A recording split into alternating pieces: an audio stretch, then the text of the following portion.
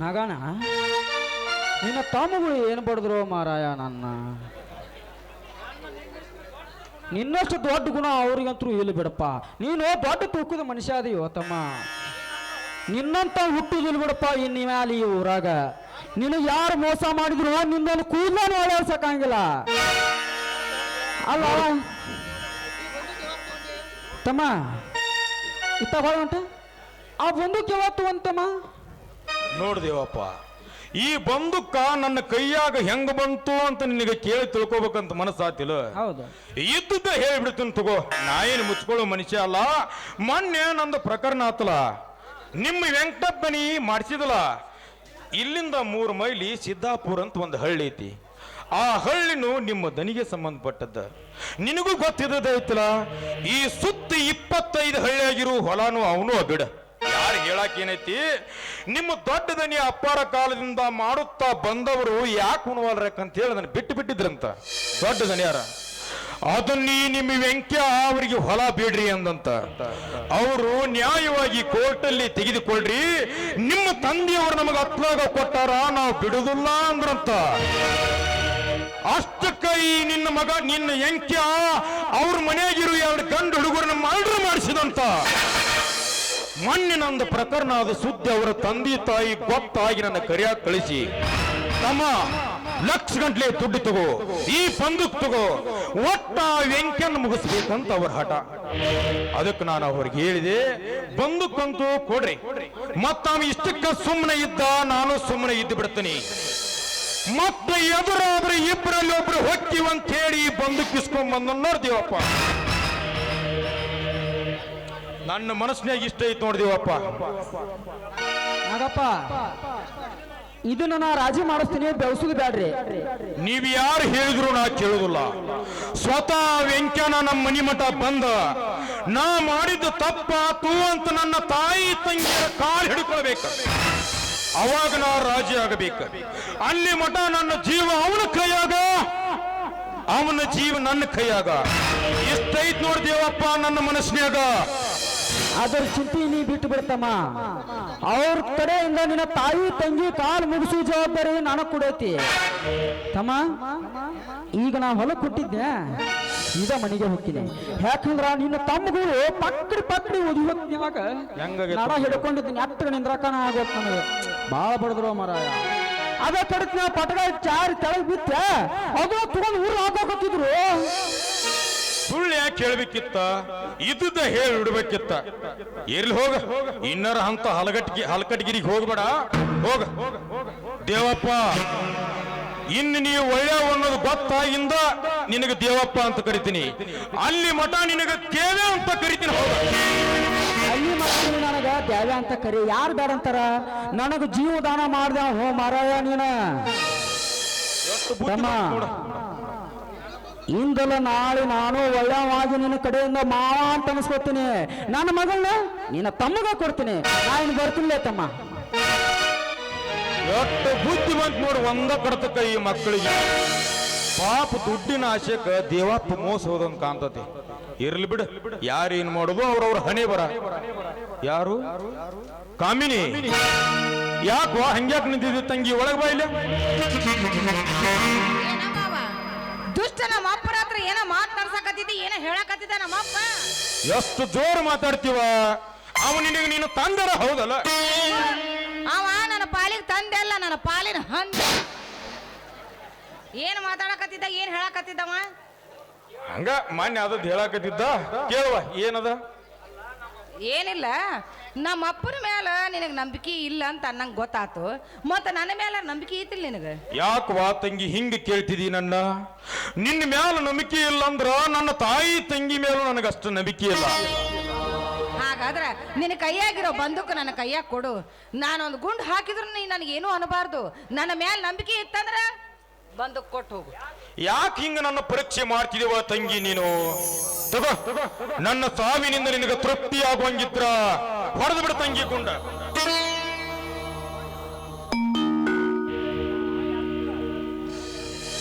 ಮಾವ ಏನಂತ ಹೇಳಿ ನಾನು? ಅಲ್ಲ, ನಾನು ಏನಂತ ಹೇಳಬೇಕು ನಿನಗೆ?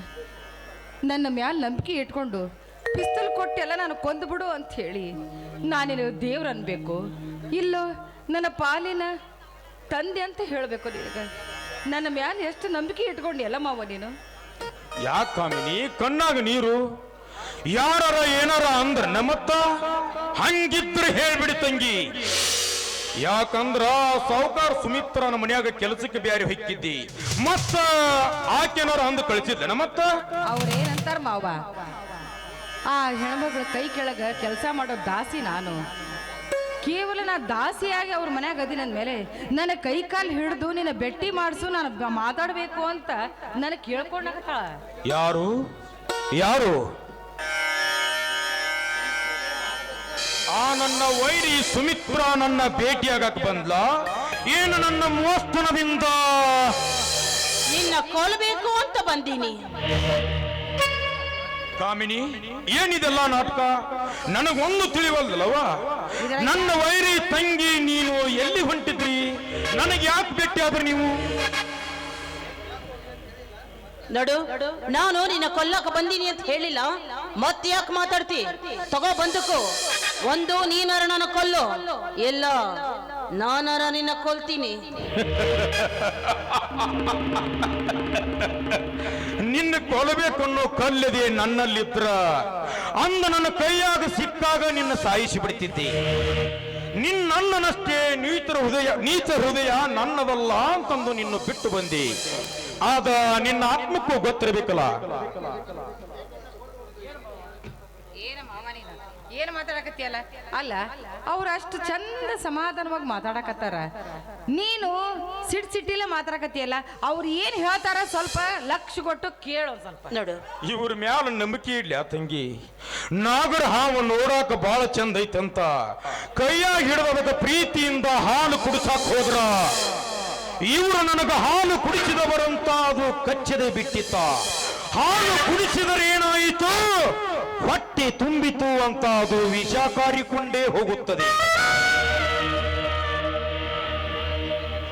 ಈಗ ಅವನು ನನ್ನಿಂದ ಕಚ್ಚಿಸಿಕೊಂಡು ವಿಷ ತುಂಬಿಕೊಂಡಿದ್ದಾನೆ. ಮಾತಾಡ್ಲಿ ಬಿಡು, ಅವನ ಮನಸ್ಸಿಗೆ ಎಷ್ಟು ಬರ್ತಿತ್ತೋ ಮಾತಾಡ್ಲಿ. ಮಾತಾಡು ನಿನಗೆ ತೃಪ್ತಿ ಯಾಗವರೆಗೂ ಮಾತಾಡು. ನೋಡು ನಾನು ಗಟ್ಟಿ ಮನಸ್ಸು ಮಾಡ್ಕೊಂಡ ಬಂದೀನಿ. ನೋಡು ನಾನು ನಿನ್ನರ ಕೊಲ್ತೀನಿ. ಇಲ್ಲ ನೀನು ಖರೆ ಗಂಡಸಾಗಿದ್ರ ನನ್ನ ಕೊಂದು ಹಾಕು.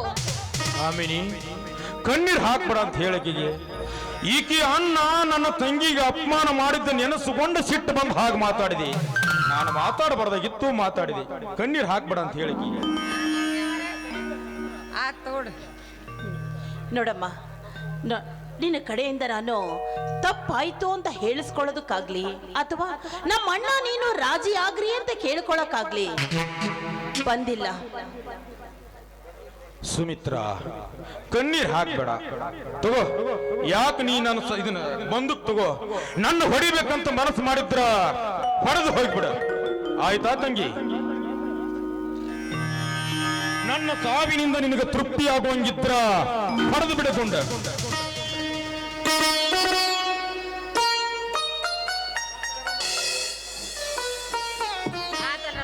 ಇಬ್ರು ರಾಜಿ ಆದ್ರಲ್ಲ ಬಾಳ ಸಂತೋಷ ಆತ್ ನೋಡು.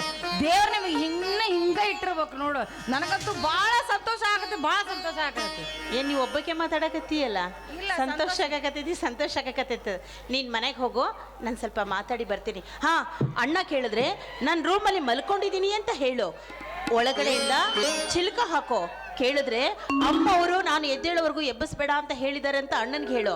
ಹಾ ಅಣ್ಣನ ಕಣ್ ಮುಂದೆನೆ ಇರೋ, ಅವಾಗ ಅವನಿಗೆ ಅನುಮಾನ ಬರೋದಿಲ್ಲ. ಆಯ್ತಾಯ್ತು, ನಾ ಹಂಗ ಹೇಳ್ತೀನಿ ಅಣ್ಣಾರ ಮುಂದ.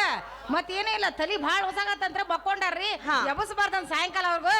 ಆದ್ರೂ ಭಾಳ ಸಂತೋಷದಾಗ ಮಕ್ಕೊಂಡಾರ್ರಿ ಅಂತ ಹೇಳ್ತೀನಿ. ಏನೇ ಇದು ನಿನ್ನ ಹುಡುಗಾಟಿಗೆ ಸಾಕು ಕಡೆ ನೀನ್ ತಮಾಷೆ. ಹೋಗಿ ಕಾಮಿನಿ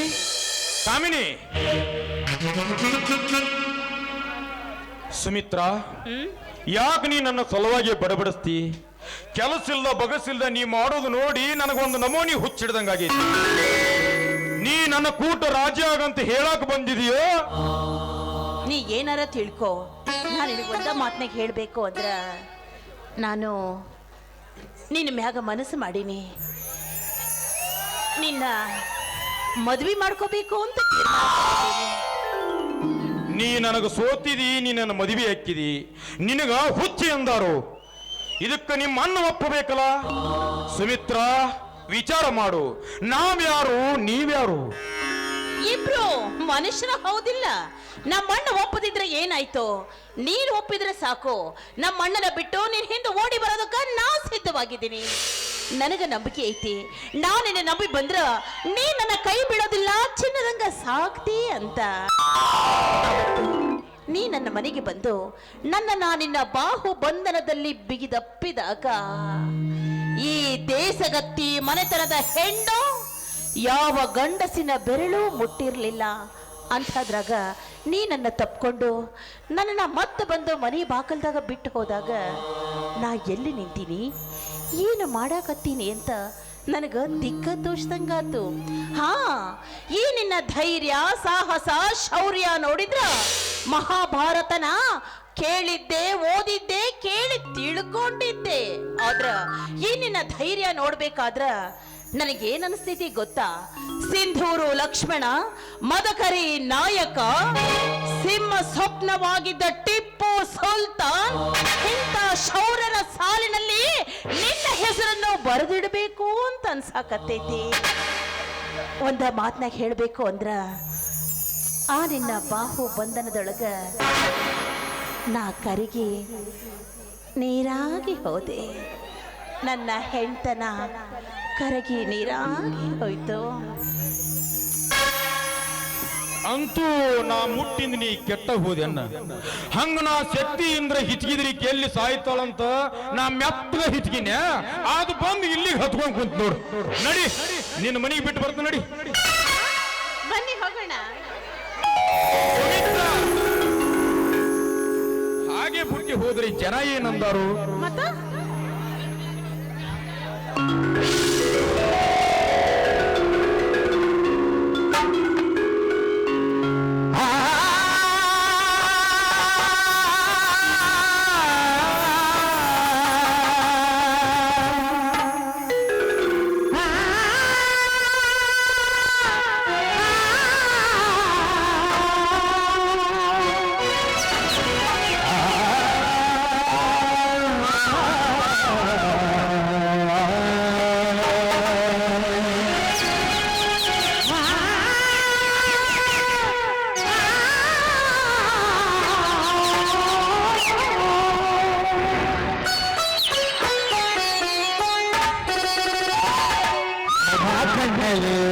ಪ್ರಣಯದ ಕವಿದು ಹಾಡುವೆ ಸದಾ ನನ್ನಲ್ಲಿ ಒಲವು